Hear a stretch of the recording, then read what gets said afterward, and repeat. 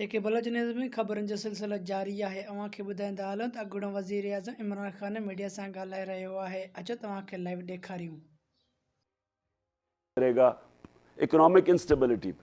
اور کیا ہمارا ملک جو بلومبرگ کہتی ہے کہ چوتھے نمبر پہ ہے, جو ملک ڈیفالٹ کرنے جا رہا ہے, اپنی لائبلٹیز نہیں میٹ کرے گا, جو سری لنکا کا حال ہے, ہم چوتھے نمبر پہ ہیں اس وقت. تو اگر پولیٹیکل انسٹیبلٹی رہے گی تو یہ اکانومی تو اور نیچے چلی جائے گی. تو یہ تو بہت بڑا ظلم کریں گے پاکستان سے کہ اگر اس طرح کے الیکشن کروائیں. اور آپ کی آخری جو تیسری کہ فریڈم آف ایکسپریشن, دیکھیں فریڈم آف ایکسپریشن سے ڈرتا کون ہے؟ میں اگر ملٹری ڈکٹیٹر ہوں, میں غیر آئینی قانونی چیز کر رہا ہوں, میں چاہوں گا کہ میڈیا میرے کنٹرول میں ہو. ہر ملٹری ڈکٹیٹر نے کوشش کی ہے میڈیا کنٹرول کرنے کی, اور پہلے دو ڈکٹیٹرز میں بالکل کنٹرول تھا, ایوب خان اور ضیاء الحق کے زمانے میں.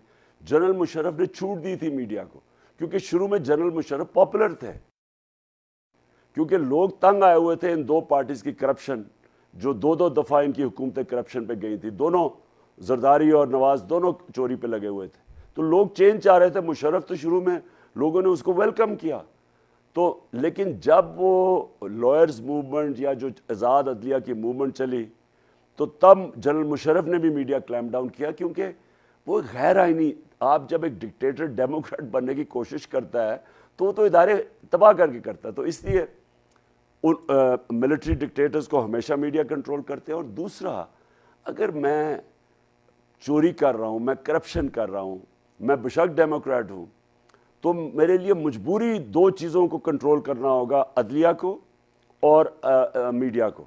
میں میڈیا کو پیسے کھلاؤں گا, میں عدلیہ کو پیسے کھلاؤں گا, یا پھر میں ان کے اوپر سختی کروں گا.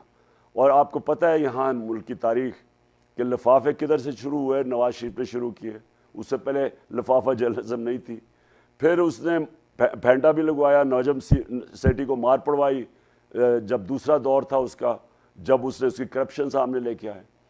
سپریم کورٹ کے اوپر حملہ کیا, بریف کیس چلائے. وہ جو تارڑ تھا جو پریزیڈنٹ بعد میں بنا تھا, اس نے بریف کیس دے کے ججز کو خریدا. تو جو کرپٹ آصف زرداری اور نواز شریف جیسے کرپٹ لوگ ہوتے ہیں, ان کو میڈیا کنٹرول کرنا پڑتا ہے, کیونکہ یہ میڈیا ان کی کرپشن کو بچانے یا ان کو پیسے کھلاتے ہیں, رشوت دیتے ہیں, یا کنٹرول کرتے ہیں.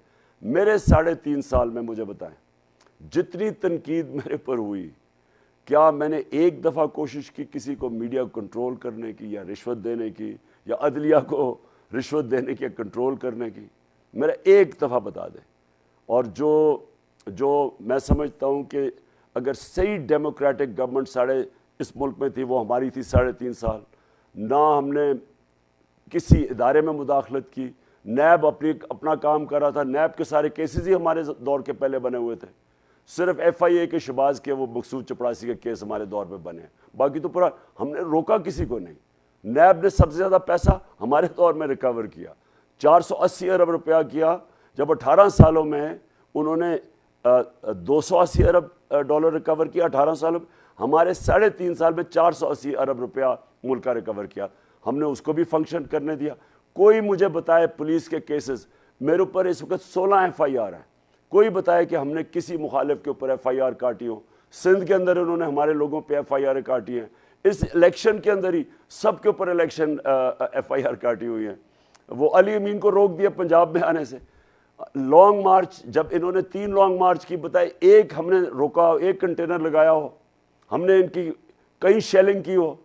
ہماری لانگ مارچ ہوئی تھی, اس کے اوپر جو انہوں نے بے شرمی سے, بے دردی سے جو عورتوں بچوں پہ شیلنگ کی, سب پہ ایف آئی آر کاٹی, مارا بھی ہمیں, ایف آئی آر بھی.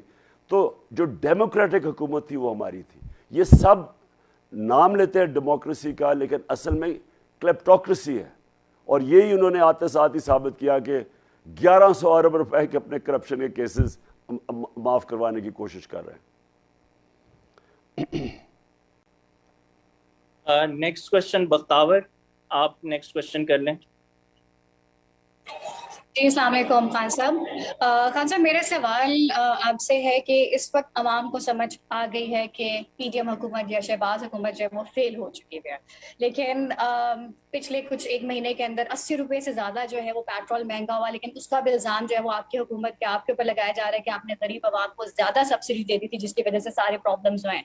لیکن اس کو آپ کیسے ڈیفینڈ کریں گے؟ لیکن اس سے زیادہ امپورٹنٹ بات یا سوال یہ ہے کہ پچھلے الیکشنز کے اندر آپ کا سٹانس تھا کہ ہم کرپشن فری پورے پاکستان کو کر دیں گے، ہمارے سارے ادارے جو ہیں وہ انڈیپینڈنٹ ہو جائیں گے اور ساتھ ساتھ انصاف کی فراہمی جو ہے وہ سب کو ملے گی. لیکن آپ کی اپنی پارٹی کو جو ہے انصاف نہیں ملا، آپ کو خود کو انصاف نہیں ملا، اور پی ٹی آئی کے اپنے منسٹرز کافی سارے ایسے تھے جو کہ کرپشن کی ہی رد میں آ گئے اور اب اوبویسلی وہ سب کے سامنے بھی آ چکے ہیں. تو اگلے الیکشنز پہ آپ کا سٹانس کیا ہوگا؟ آپ عوام کو کیسے یقین دلائیں گے کہ اب کی میتھڈالوجی ہے، اب کی اپروچ جو ہے اس کے اوپر ایک دفعہ پھر سے پی ٹی آئی کے اوپر بھروسہ کیا جائے اور ہم ایک دفعہ پھر دیکھ سکیں گے کہ پی ٹی آئی جو ایک اچھے طریقے سے پاکستان کو لے کے آگے چلے؟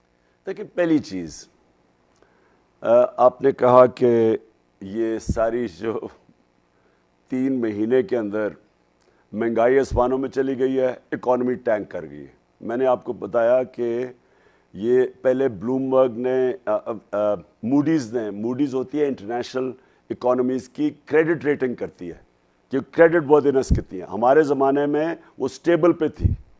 ہماری جو گورنمنٹ تھی صرف 3 مہینے پہلے آپ دیکھ سکتے ہیں موڈیز کی کریڈٹ ریٹنگ پاکستان کی سٹیبل تھی. آج پاکستان، پہلے تو انہوں نے نیگیٹو کر دی ہے ان کی کریڈٹ ریٹنگ، وابڈا کی کریڈٹ ریٹنگ نیگیٹو کر دی ہے، جس کا مطلب جو ہم ڈیمز بنا رہے تھے وہ خطرے میں چلے گئے کیونکہ ان کو پیسہ نہیں ملے گا باہر سے، اور پیسہ ملے گا تو بہت مہنگا قرضہ ملے گا. آج بلومبرگ یہ کہتا ہے کہ پاکستان 4تھے نمبر پہ ہے دنیا میں جو ڈیفالٹ کرنے جا رہا ہے. تو 3 مہینے میں ہوا کیا؟ ان کی اپنے اکنامک سروے آف پاکستان جو گورنمنٹ نے پبلش کیا ہے اس کے مطابق 17 سال میں پاکستان کی پچھلے 2 سال میں سب سے بہتر پرفارمنس تھی. 17 سال میں 5.6% گروتھ ریٹ اور 6% 2 سالوں کے اندر. یہ 17 سال میں بہترین گروتھ ریٹ ہے. Record exports, record remittances, record tax collection, record harvest, یعنی زرعی جو ہماری پیداوار تھی وہ ریکارڈ ہوئی ہے. 4.4% گروتھ ریٹ. کئی سالوں کے بعد ہماری ایگریکلچر اوپر گیا. آئی ٹی جو کہ فیوچر ہے دنیا کا، اس میں 75% ایکسپورٹس 2 سالوں میں بڑھی ہیں. میرا کہنے کا مقصد یہ ہے کہ اگر ہماری ایکسپورٹس بھی بڑھ رہی تھی، ہمارا اکانومی بھی صحیح جا رہی تھی، آئی ایم ایف خود کہہ رہا ہے کہ سسٹینیبل گروتھ پہ پاکستان نکل گیا تھا. اور میں